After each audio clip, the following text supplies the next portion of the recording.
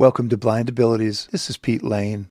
Well, let's see how smart we are today. Welcome to this edition of No Holds Barred Trivia. You're listening to the voice of Ted Galanos. I graduated with a degree in business administration, majoring in computer information systems. A proficient user of technology. I use the USB Darcy, which allows me to type with 2 switches, utilizing an expanded version of Morse code. With an active social media presence. I became a member of the Out of Sight community. They have all kinds of entertainment and fun on this chat site. Welcome to this edition of Chain Reaction. I hunted around and found some tutorials for Goldway. The next month was nothing but Goldway. A self-taught audio producer. I started doing intros. They were very rudimentary and kind of poorly done right at first. But then I invested in some better equipment. You may have all you want, baby, but I got something you need. Taking on even more challenges with a new concept and business enterprise. Sighted folks, they take a lot of pictures and they put them in picture albums. Those of us in the blind community are kind of left out. Tammy and I got to talking about this concept, audio scrapbooking. But as is sometimes the case, we often measure our accomplishments against those barriers we overcame to achieve them. I was a very sickly baby, was not expected to live beyond about 2 to 3 years old. And Ted has overcome a lot. It's called osteomyelitis. The doctor then has to amputate. That is what has happened with portions of all 10 digits of both hands and a couple of toes. And even more. The femoral patella ligament was torn. It made me go from being almost totally dependent on others to absolutely needing others. And how did he cope with the pitfalls? I've never been prone to depression. It was tough, but it taught me character. It gave me grit and made me the thicker-skinned person I am today. Join me as I chat with Ted Galanos. I learned from every experience I'd go through. And hear about how he has learned to adapt. I do have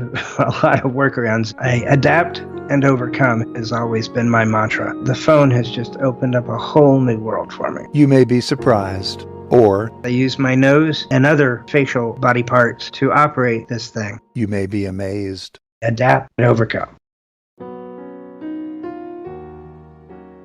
Hi folks, welcome to Blind Abilities. This is Pete Lane. Today I have a very special guest on the line with me. Ted Galanos hails from the great state of Texas. Ted, I want to say hey to you this afternoon and welcome you to the Blind Abilities podcast. How you doing today? I'm doing very well, and thank you for having me on this show. I really enjoy listening to it, and I'm honored and proud to be a part of this next episode. The honor is ours. I think over the next half hour to an hour or so, our audience is going to be absolutely enthralled with you and your story. Speaking of your story, Ted, normally we kick off with a question such as, tell us about your blindness. But in your situation, Ted, your medical situation spans far beyond blindness. Why don't you fill us in a little bit about your picture? Sure. I was born December 21st, 1973. I was adopted at birth, so I know nothing about my biological history. I was a very sickly baby and was not expected to live beyond about 2 to 3 years old, said the doctors at Texas Children's Hospital. When I was a baby, my mother wanted to get me shoes. The doctors said, you need to worry about grieving and not worry about shoes. And my mother said, well, if this boy is going to live even 20 minutes, he deserves to have shoes. So my mother has always been a supporter of mine all of my life. I was diagnosed at 5 years old with retinitis pigmentosa. I don't need to go into any explanation because I'm sure all of your listeners know what RP is all about. Early on, it was discovered that I had several other issues that deal with my hands and my feet. There is no known syndrome or disease or whatever. It's a compilation of symptoms, really. I have poor blood circulation, peripheral sensory neuropathy. That basically means I can't feel with my hands or feet. And I explain it to people in this way. The further you get from the core or the further away you get from the heart, the less sensation I have in my arms, legs, hands, feet, fingers, and toes. So having those two issues to deal with, I was able to easily injure myself whether it be catching the tip of my finger with a fish hook when I would go fishing, or trying to microwave something in the microwave and something spills and it burns my hand.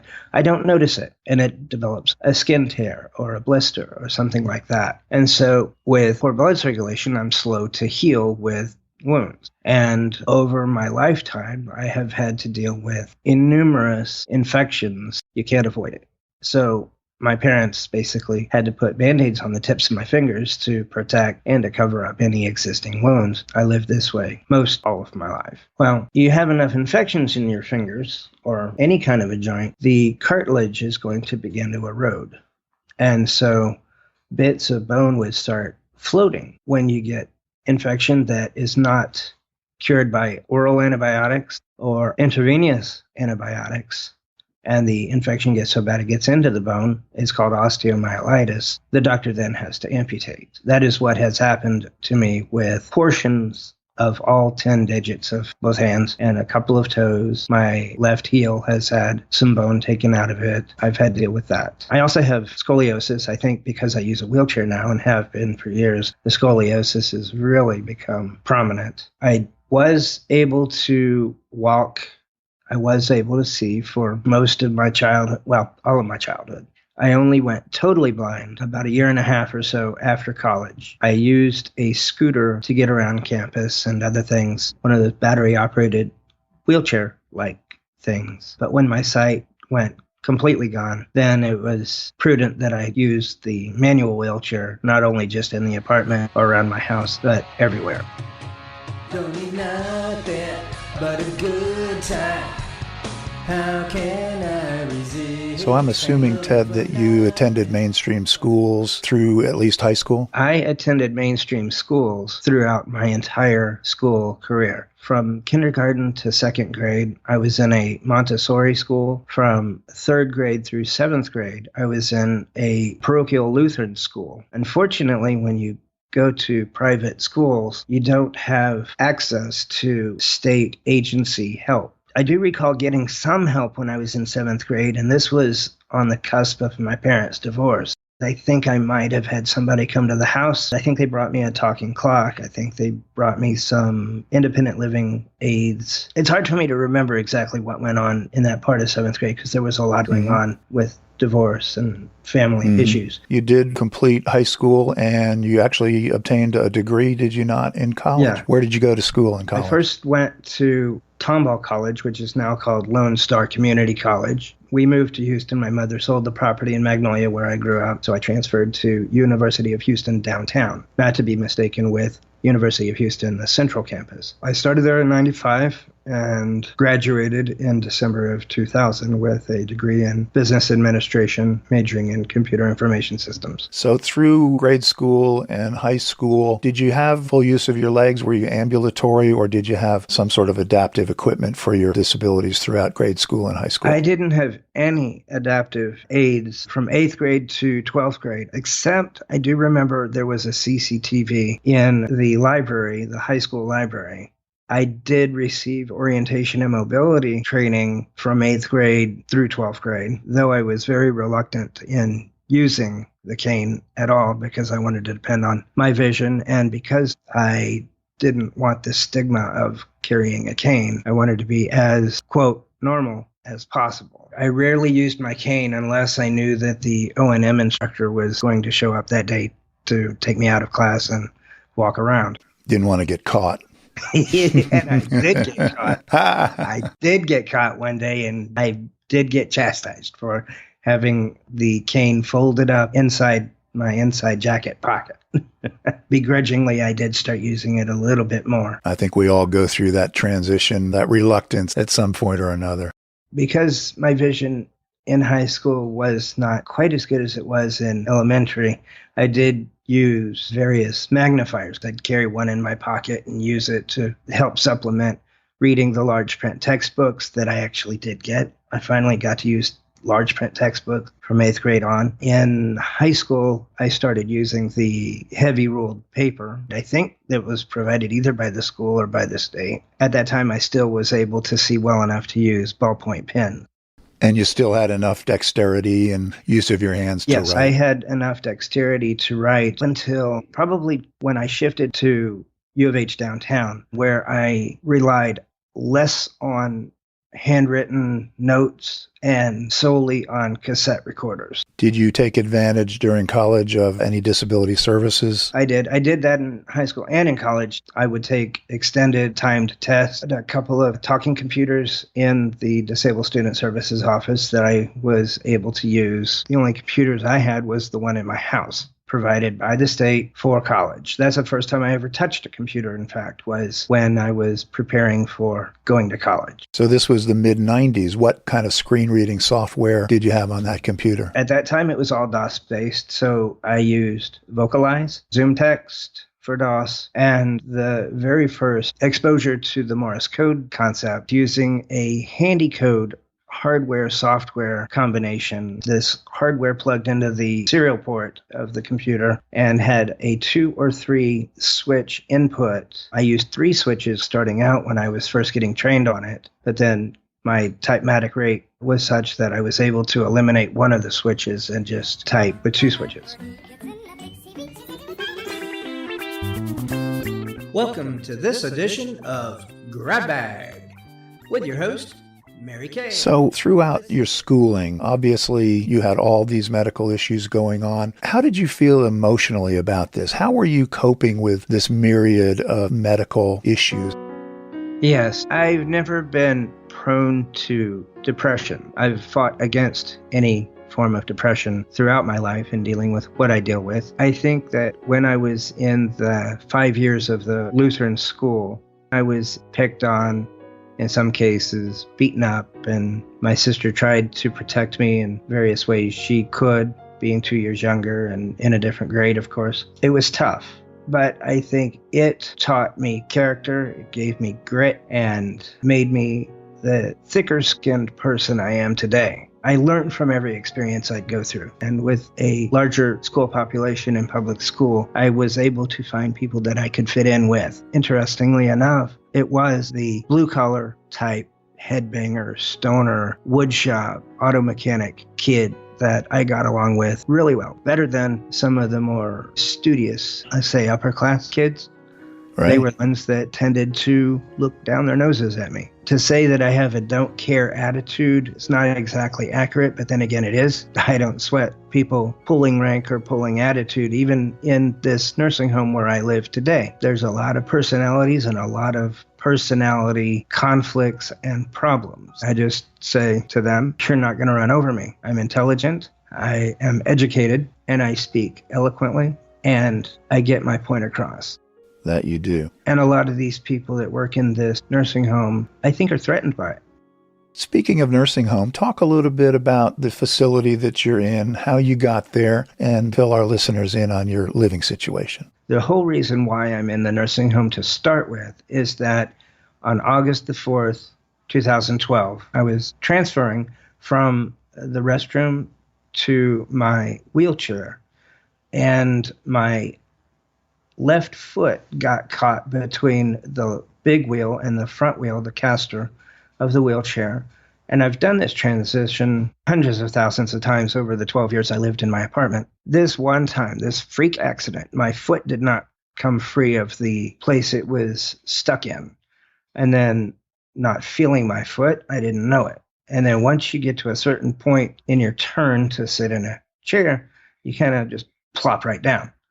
Well, when I plopped right down and let gravity take over, from my foot to my ankle to my knee to my hip got wrenched. And the femoral patella ligament, I didn't even know that ligament even existed, was torn. One late night, went to stand up to go to the restroom and fell back in my chair. I thought, ooh, what's wrong here? Maybe I'm tired. Maybe I had one too many beers. I don't know. But I sort of took a short nap in my wheelchair, regained my composure, and tried to stand up again. And this still didn't work. So I had a grab bar affixed to the wall beside my bed, and I thought, I need to grab this grab bar and stand up that way. I went to stand up, and I fell straight down. It was as if my left leg didn't exist anymore. Long story short, I was put in an ambulance, taken to the hospital, to a sniff unit at concierge. Couldn't stay there because they don't take Medicaid. So they decided, you have to leave and find a place that takes Medicaid. I ended up at Woodridge because that's the place my father found. I wish that nobody had to live in a nursing home. And it's not just Woodridge, it's all nursing homes I've found to be true over the 6 years I've lived here. They're not a good place. I mean, there are nice people here, but there's also a lot of bad apples as well. And so 6 months out, the orthopedic doctor finally decided that it was time we could do surgery. He did surgery, he did reconstruction surgery, but it was done outpatient. I left here, went to the hospital, had the surgery done, came back here the very same day.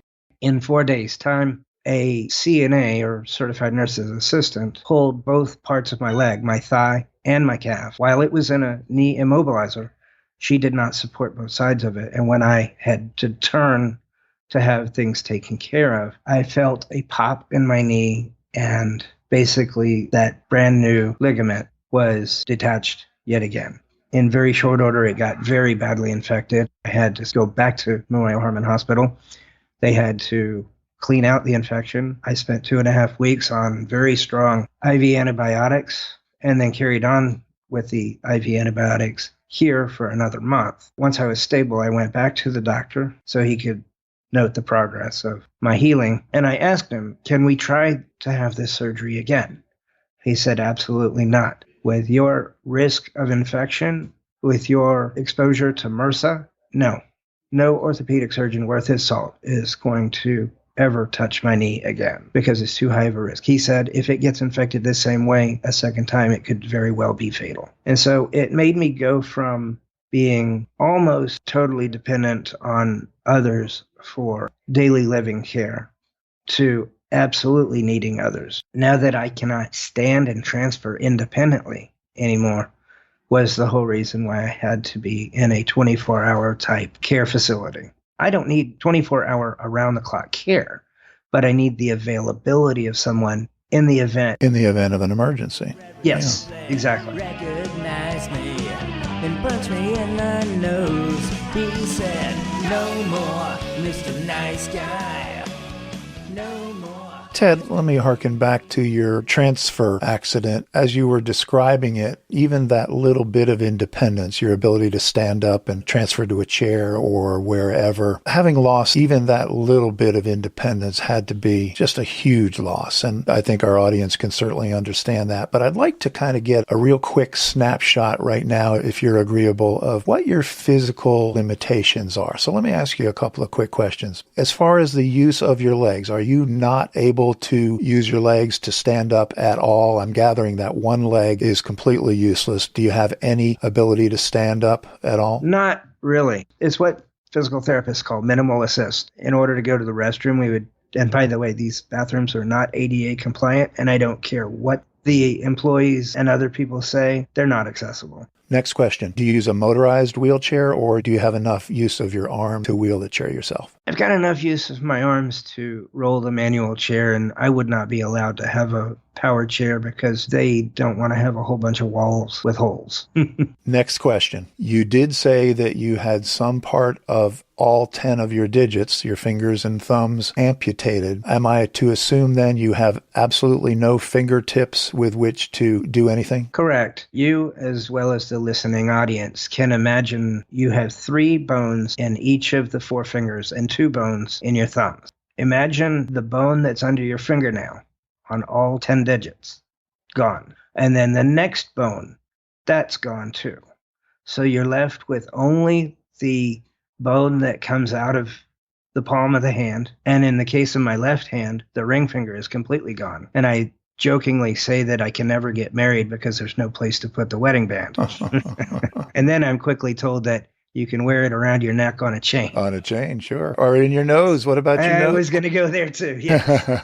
Speaking of noses, My segues are shameless here. I want to tell our audience that, Ted, we are speaking on Skype and that you are using a PC Windows computer with great adeptness, by the way, and that you are absolutely computer literate. So why don't you talk about some of the workarounds that you had to contend with in order to master technology, given all those physical limitations? Okay, sure. I do have a lot of workarounds. I adapt and overcome has always been my mantra from the time I was very little to even today. With the computer, I now use Windows. I use Windows 10. I've got 2 laptops and a desktop computer that's behind me. I use the USB Darcy, which allows me to type with 2 switches, utilizing an expanded version of Morse code. I use JAWS for Windows. And so, yeah, if you would like me to demonstrate, Pete, I can pull up a notepad and the audience can hear sort of what it is that I type or how I type. That's a great idea. Go for it.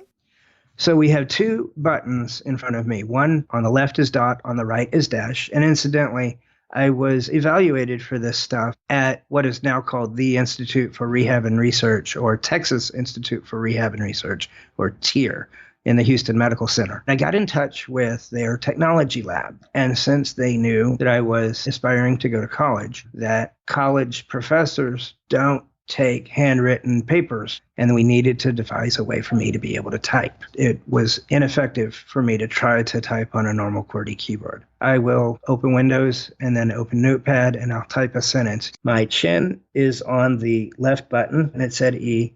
The right button is T, and that's done with my right thumb poised over the right button. Control Escape brings up the search box. I'll type NO because Notepad will pop up immediately.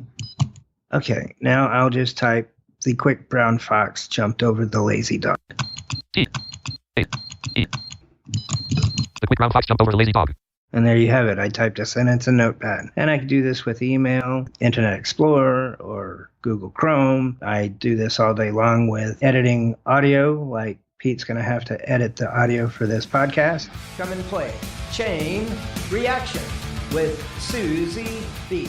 every first and third. Tell us again how you navigated those buttons. In this case, I was using my chin for the left button and my thumb for the right button. Gotcha. When I could see, I could easily just sort of glance down and I could use my left and right hands both. Once I started losing my vision in all seriousness, I found that my hands would drift away from the buttons and I would not know it because I couldn't feel them drifting. I adapt and overcome and don't really even realize I'm doing it with much thought. I merely put my left arm in my lap, leaned over, and hit the button with my chin. And then in doing so, I realized with my chin over one button and my right thumb over the right button, my thumb is always grazing the right side of my chin. Your chin and your cheek, yeah. So it's a proximity thing. Right. So once I know my right hand is touching my cheek, it's going to hit that right button every time. I don't have to worry about my hands drifting and then causing me no end of frustration, because when I'm typing, I'm trying to type quickly. And then if I start missing buttons, you can see where the frustration goes. Absolutely. So getting into the nitty gritty, you're positioned on a chair and your computer is on a table or a desk, I gather, right? Right. And your device is on the table in front of you. So you're actually leaning over, putting your head down and your chin down to reach the device on the table. That's correct. Again, adapt and overcome. I use a lot of Velcro. Because if you didn't Velcro, it'd be sliding all over the place. Start sliding all over the place, exactly. So I've got a block of wood. I guess it's 4 inches by 2 inches by maybe an inch high. I guess it came from a 2x4. Okay. And the buttons are Velcroed to the board. The board is Velcroed to the table. The reason for the board is it gives the buttons a bit more lift. I can hook my pinky finger against the board and my right hand won't go any further than the board. Kind of anchors it a little bit. Yeah. Yeah. If none of this was affixed, you're right. It would be sliding everywhere. And with me not having feeling, I could push it and use more strength than is necessary, and it'll go all over the place. Right. Having said that, my wrist is right on the edge of the table. So when I talk to you about open wounds and stuff, that's a pressure point there, and it's been no end of trouble for me with my right wrist. I found just recently, I should have had this years ago, a mouse pad online on Amazon that has a wrist rest. And the maintenance guy here at Woodridge screwed the mouse pad to the table, and it overhangs the edge of the table, I guess about 3/4 of an inch. And it fits just perfectly. So my wrist is padded, the mouse pad stays affixed to the table, and it doesn't go moving anywhere. And the buttons stay where they are. Wow. It works out really well. An amazing technological breakthrough, the mouse pad, huh? Yeah. So what I'm wondering, Ted, is do you ever get a stiff neck and shoulders? I've been doing this for so long. As I said, I have scoliosis, and it's far more evident today than it was when I was first diagnosed as a 2-year-old. And I think part of it is my horrible posture and having to work this equipment. No, I don't necessarily get much of a stiff neck. My shoulders do end up getting a little sore, though. I would imagine you've developed the musculature in that area. It's pretty resilient. Why they say every rose has its thorn, just like every night. Ted, despite the day-to-day challenges that you have, you're still not content to sit around and let time pass by. Tell our audience a little bit about what additional things you do to keep yourself challenged. Well, I thought of myself as a shut-in for years because once I did lose my sight, I had to give up the keys to my scooter, which was a major tool of independence. I treated my scooter as a sighted person would treat their car, and I would literally drive it in the road. I would rarely be on sidewalks because the sidewalks weren't maintained as well, but I couldn't use that forever because I can't drive and be totally blind, right? So I was a shut-in for a while. I got involved with an outfit called Texas Adaptive Aquatics, which teaches disabled kids and adults how to water ski. And yes, you can water ski sitting down. I also got involved in that same time period in 2001 with a nonprofit called Turning Point. They do a whole lot of different adaptive sports for the disabled. They do hand cycling. They do kayaking. I would go on their black drum tournament where they take physically challenged kids and adults out fishing in the bay for black drum. The Texas Adaptive Aquatics organization had created a wheelchair accessible hunting edition called Texas Adaptive Outdoorsman. And I told Roger, the president of TAA, I want to do some hunting too, but there's no way in the world I can shoot a shotgun. So he looked around and found an outfit out of Somerville, Texas. And through donations and grants, he bought some equipment. It started out with a laser. Now we use a camera. And there's a mount that attaches to the wheelchair that holds the gun for me. The laser or the camera look downrange, and I have a trigger pull hook-like thing that's taped to my hand. Roger looks at the laser beam and where it's pointing on the animal, or he looks through the LED screen that's attached to the camera, and he guides the front of the rifle to where it needs to go. I hook the trigger pull into the trigger, and I shoot the deer that comes to the feeder. That's a physically challenged deer hunt I go on once a year. And have you bagged some bucks? No, this is what they call a meat hunt.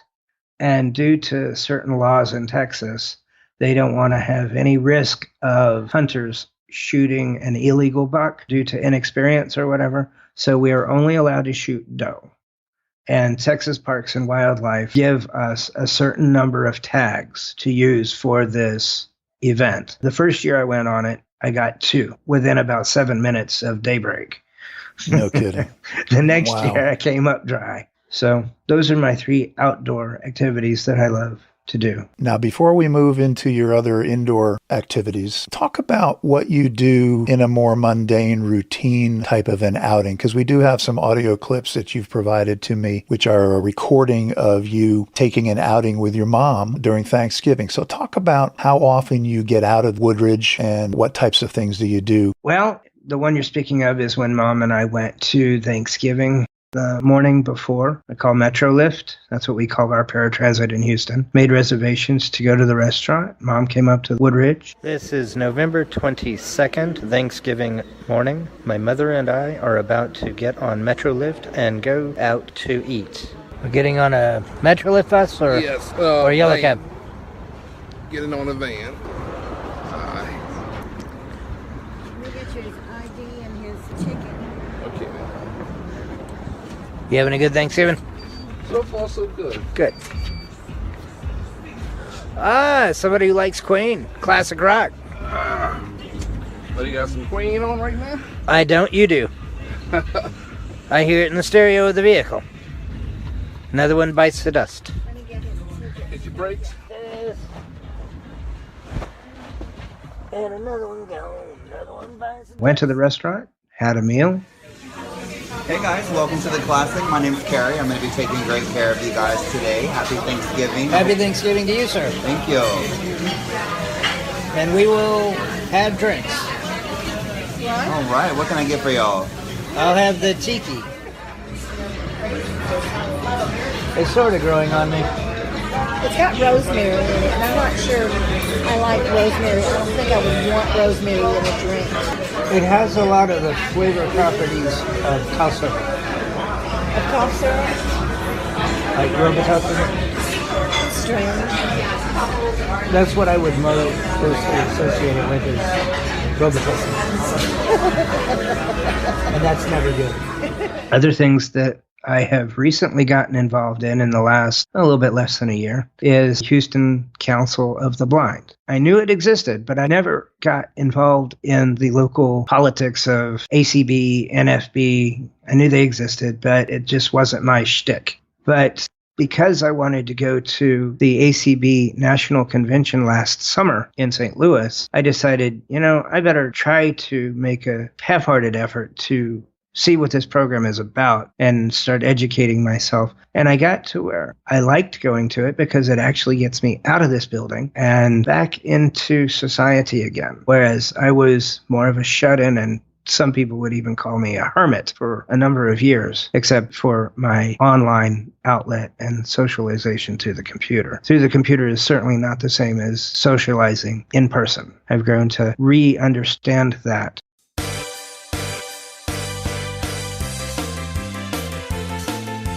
Welcome to this week's Password Christmas Edition. Getting involved with HCB, Houston Council of the Blind, and coupled with friends on Out of Sight, the voice chat network, I was challenged by a friend to get an iPhone.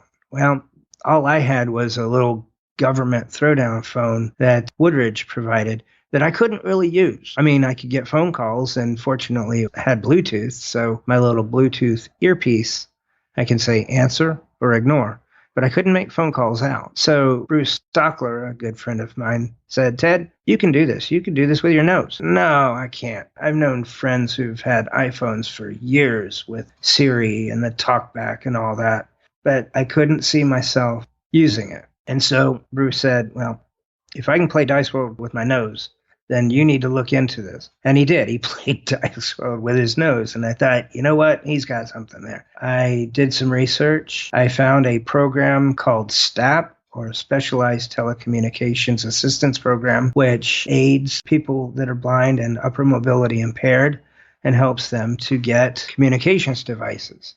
I got a voucher for $649, and I've got myself a nice little iPhone 7. I thought, well, how in the world am I going to use this? Another close friend of mine, Tammy Lynn, an assistive technology instructor in Minnesota, started helping me over Skype. She's so sweet. She brags on me, saying that I learned more in 1 week about the iPhone than a lot of her students learn in 2 months. The Houston Council also recommended that I get in touch with ibugtoday.com. ibugtoday.com is our Houston version of, I think, Pete, it's called iAccess there in Jacksonville. Right. And iBug stands for Blind Users Group for the iPhone and iDevice. I found out how to dial into their meetings, and I dialed into a few meetings late last spring when I first got my phone. I thought, you know what? This isn't cutting it. If this is local, I'm going to go there. So I bought myself some more Metrolift tickets, and now if I want to go somewhere, I call Metrolift, make my reservations. I get from here to the front of the building. I get on the Metrolift, and I go to wherever I want to go. The phone has just opened up a whole new world for me. That's incredible, Ted. What a story that is. So you operate the phone with your nose. That is correct. Using voiceover. Using voiceover. I'll do a Hey Siri quite a bit, but and as you just heard it reacts. There you go. Yes, I use my nose and other facial body parts to operate this thing. Let me pause here a moment, Ted. Tell us how you do the 2-finger double tap, otherwise known as the magic tap. I use my nose and my upper lip to do the 2-finger double tap. 309452308. I'm not sure who this is. Why don't you go ahead and answer it for our audience? Hello? Hold on one second if you can hear me. I can hear you. I had to use my forehead to do the proximity sensor so it would go to speakerphone. Okay, I don't recognize the phone number. Who am I talking to? No problem. This is Richie with Script Talk. Russ Davis wanted me to give you a call. Ah, wow. Friday night and I need a bike. My motorcycle and a switchblade knife. My hand full of grease and my hair feels right. But what I need to make me tired of those girls. All right, so I got the iPhone and I use my nose, my upper lip, and in some cases, lower lip and chin. Gives a whole new meaning to FaceTime, doesn't it? Ha! To hit the home button, I use my upper lip to hit the home button, assuming I'm holding the phone. Oh, and by the way, this is something else that might be good to note. I have my phone on a leash. In fact, it's a lanyard. If I'm not sitting in the bed, or if I know that I'm going to leave the tabletop and go somewhere else in the building or out and about, it has a 4-loop lanyard that goes over the 4 corners, and then it's looped around my neck. And so I will grab the 2 ends of the loop that's around my neck into my fingers, and between my teeth and my fingers, I will get the phone sort of in the palm of my hand, and then I'll manipulate it such that both hands are on either side of the phone, because I can't hold it, but I can hold it, right? And so then I rest the home button side of the phone against my chin when I'm out and about and don't have a tabletop to put the phone on. And I'll use my nose and upper lip to wrench my neck, to do the rotor, and then to turn on the lock screen, I kind of fumble with it to get it on its edge and use my tooth. Your tooth. Your tooth as in Tooth. Yes, to push the lock button or the volume controls on the other side of the phone. So I use all parts of my face to operate the phone. So essentially, you're only cradling the phone with your hands. Yes. And then all of the motion, the gesture movements, the swipes, the flicks, the touches, the double touches are all done with various parts of your face, head, mouth, and teeth. Yes. Mm-hmm. Ted, I just have to pause here a moment and just marvel. You're a remarkable guy. Welcome to a hunting game of with your hosts, the Wicked Witch. Talk about your audio production and work.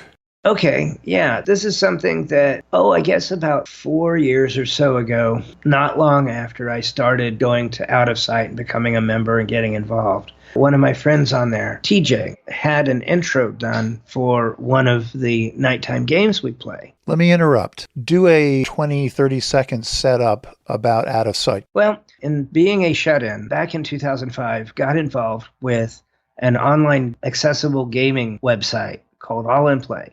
Through All In Play, I heard them talking about FTP, For the People. For the People was a voice chat community.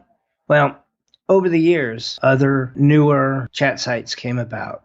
And over the course of the next, 15 years or so, we bounced from, I say we because there's a number of us that did this, bounced from one chat site to another, landing on Out of Sight, out-of-sight.net. So I became a member of the Out of Sight community about 4 years ago. On Out of Sight, they have different games they play, word games, trivia games, music games, dice games. They have all kinds of entertainment and fun to be had on this chat site. One of the games on there is 5-category trivia. When I first started going there, Rich Desteno had an intro for his game. He was the only one to have an intro for his game. And my friend TJ was the one who created it.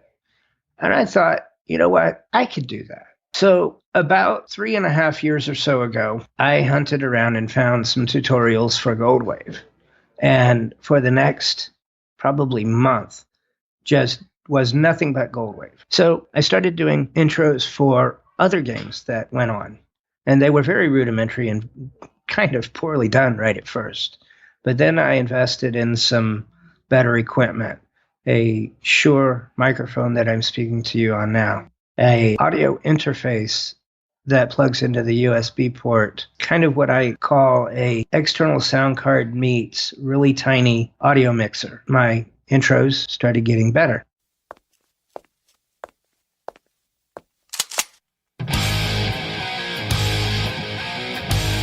Welcome to your favorite quiz show, Rapid Fire Trivia.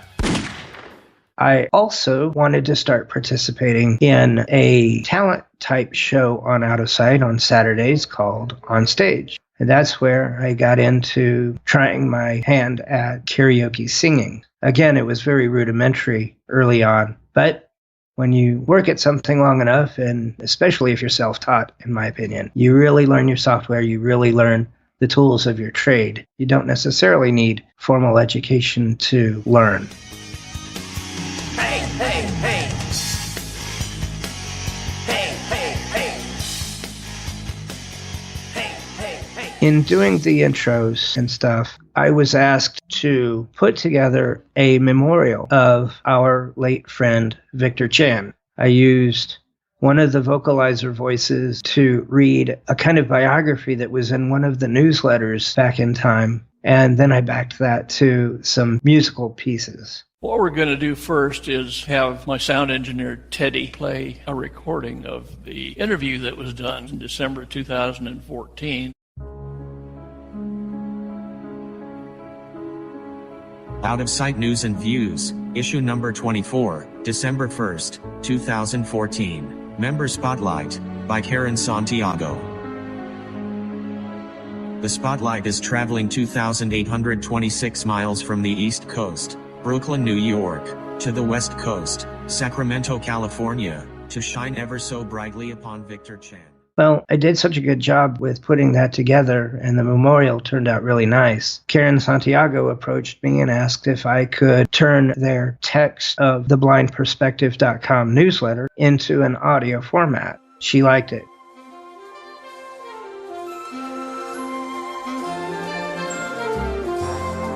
Welcome to The Blind Perspective. Logo description: a view from a window with lavender curtains drawn back viewing the snowy peaks of a mountain range. The words, The Blind Perspective, hover above in the sky. Doing that gave our friend Tammy Lynn this idea of audio scrapbooking. I thought, wow, audio scrapbooking. She wanted to have a scrapbook, an audio scrapbook for her daughter. Sighted folks during the holidays take a lot of pictures, and they put them in picture albums, and they bring them out at family gatherings. So those of us in the blind community are kind of left behind. Tammy and I got to talking about this concept. She took cassette recordings that go back 25 years, got a cassette to USB recorder from Amazon, started recording literally hundreds of hours of cassette audio from the time before her daughter was born up to very recently when she graduated from nursing school from the Navy. And so I've got this whole pile of cassette recordings and then various musical pieces that backed up certain parts of the timeline. And then, of course, Tammy recorded herself speaking throughout. It turned into about 30 or 31 minutes of audio.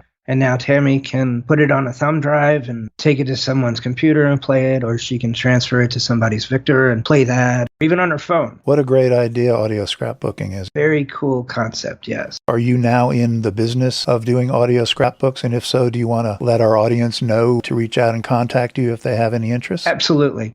I want to say that it's still a concept, not a business. I don't have a DBA. I don't have a tax ID. In fact, I'm not sure I'm even allowed to have anything like that living in a nursing home, and I certainly don't want to put my Medicaid and all that in jeopardy. But contributions or donations are certainly the key to circumvent any kind of problems with my medical insurance. In a manner of speaking, yes, I want to parlay this into hopefully a business in the future. I have created a Gmail account specific for this, Blind Audio Scrapbooks at gmail.com, BLINDAUDIO Scrapbooks, SCRAPBOOKS at gmail.com. Great. Good stuff, Ted. Yeah, it's a wonderful concept. I've tried my hand at that. To Sir Tom, when I was losing my sight, you gave me the strength to stay in the fight. In order to see if I could be able to go backstage, I created an email, explained my name is Cheryl Spencer, I'm totally blind. I've met Sir Tom in the past, and he has always said whenever I see his name that I could come and say hello. That I had been a fan club president of his for 15 plus years, and I would like a minute of Tom's time. So Saturday morning, there is a reply. Dear Cheryl, we will happily arrange a meet with you and Sir Tom. Well, when I heard that, I just pulled my headset off and just started crying. Oh my gosh, oh my gosh. It really meant a lot to me.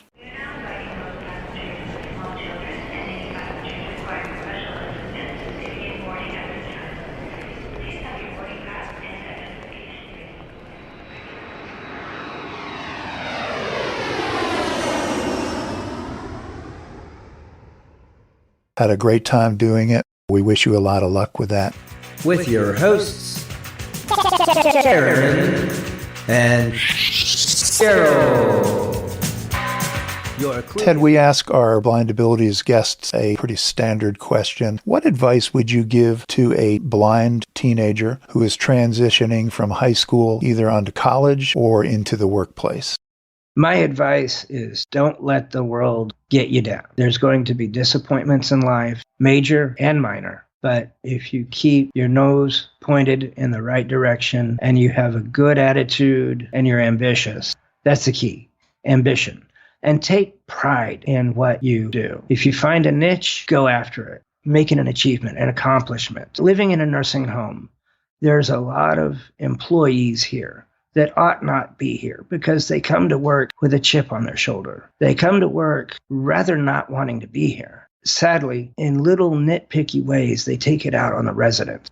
And that tells me they don't have pride in their craft. They don't have ambition. You as a blind or disabled or wheelchair bound or all of the above individual listening to this podcast, it's even harder for you because you are disabled and already a minority. My advice is go that extra mile. Be that much more ambitious. Don't keep your eye on the ball. Keep your nose pointed in the right direction.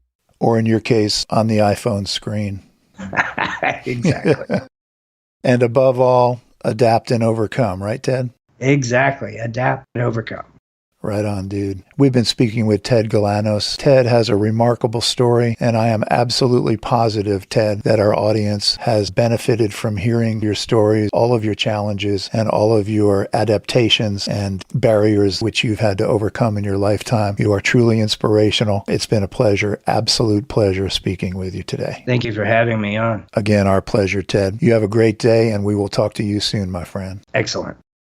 My name is Ted, T-E-D, Galanos, G-A-L-A-N-O-S. My email address is tr.galanos@gmail.com. I can be reached through Skype. My Skype ID is Tedster1. That's T-E-D-S-T-E-R and the number 1. I am on Facebook. I am on Twitter.